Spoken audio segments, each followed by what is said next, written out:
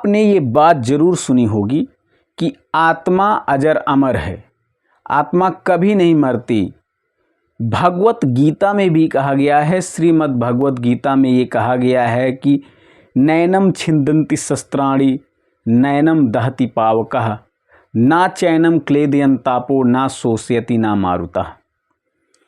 अर्थात आत्मा को ना तो शस्त्र से काटा जा सकता है, नैनम छिन्दन्ति शस्त्राणि नैनम दहति पावका, ना तो आग से जलाया जा सकता है, ना तो जल से गीला किया जा सकता है, ना ही इसे हवा सोख सकती है।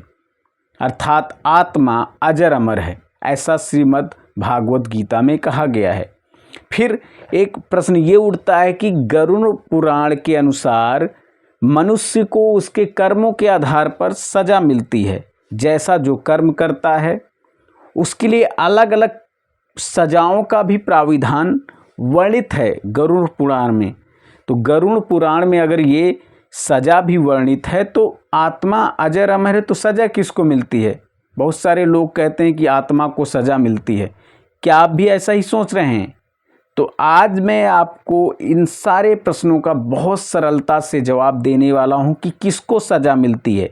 ये निश्चित है कि अगर आप कोई कर्म करते हैं, अच्छा करते हैं तो अच्छा परिणाम मिलता है, बुरा करते हैं तो बुरा परिणाम मिलना ही मिलना है। जिस प्रकार अगर आप खेती करते हैं तो आपको पूरा भरोसा होता है कि आप फसल पाएंगे, उसी प्रकार जब आप कोई बुरा कर्म करते हैं, अच्छा कर्म करते हैं तो उसका परिणाम भी निश्चित हो जाता है वहीं से। अगर आपको ये लगे कि मैं फसल बो रहा हूँ, इसका फल मुझे नहीं मिलेगा, तो आप फसल बोना छोड़ देंगे। इसी प्रकार ये निश्चित है कि अगर आप कर्म अच्छा कर रहे हैं या बुरा कर रहे हैं, उसका परिणाम निश्चित है। तो फिर सज़ा किसको मिलती है? देखिए, हमारे शरीर को 3 भागों में बांटा जा सकता है। एक स्थूल शरीर, दूसरा सूक्ष्म शरीर, तीसरा कारण शरीर। स्थूल, सूक्ष्म और कारण।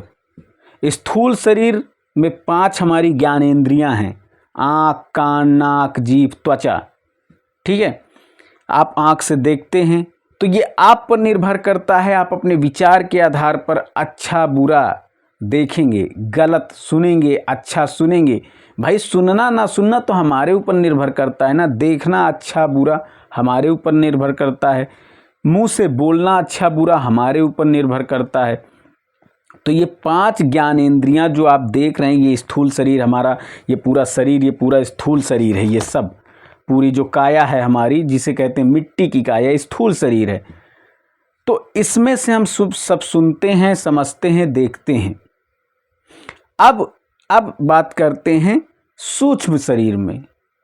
तो सूक्ष्म शरीर के मुख्यतः 4 भाग होते हैं। एक मन, एक चित्त, एक भाव, एक अहंकार। ठीक है, मन, चित्त, भाव और अहंकार।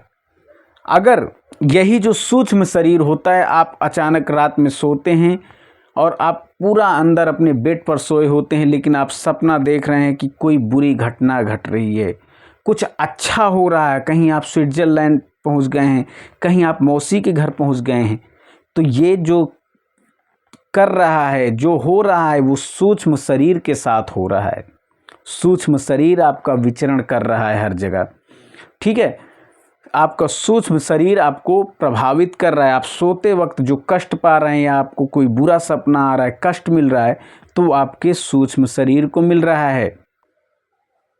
तो स्थूल शरीर से आप जो है हर प्रकार का भारी वजन काम करते हैं, कुछ उठाना, बैठाना, देखना, सुनना, बोलना।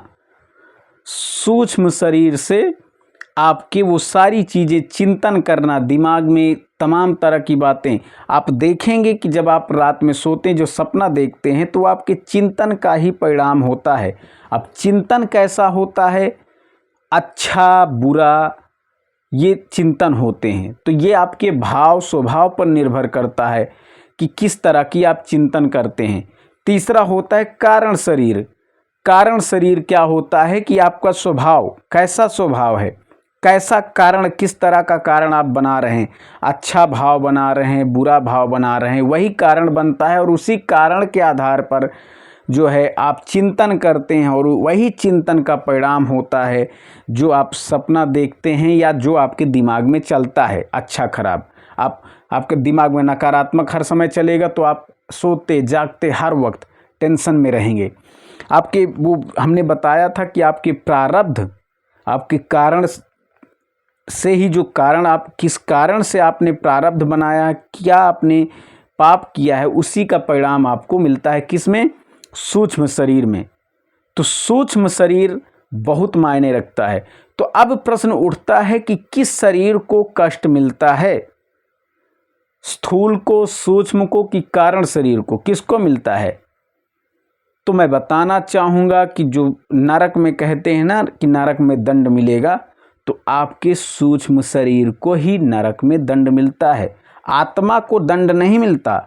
आत्मा तो एक प्रकार से बिजली का करंट है जो शक्ति पैदा करती है शरीर में। बिजली का करंट आया, आपका लाइट जल गया अच्छे से, आप टीवी देख रहे हैं, आप पंखा चला रहे हैं, आप उससे जो है हीटर भी चलाते हैं गर्म करने के लिए, ठंडा अपने शरीर को, अपने दिमाग को करने के लिए, फ्रिज, एसी भी चलाते हैं।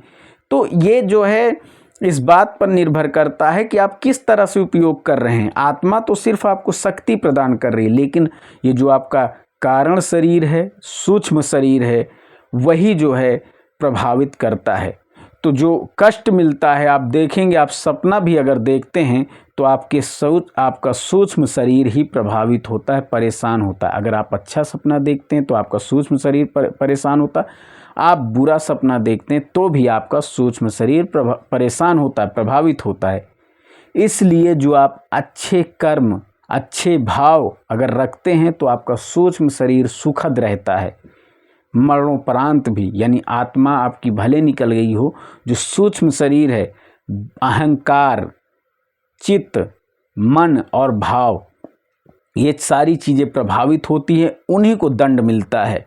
और बहुत कठिन दंड मिलता है, वो तो आत्मा के निकल जाने के बाद आपका सूक्ष्म शरीर झेलता है। ये आप समझ लीजिए। आशा करता हूँ ये बात आपको समझ में आ गई होगी।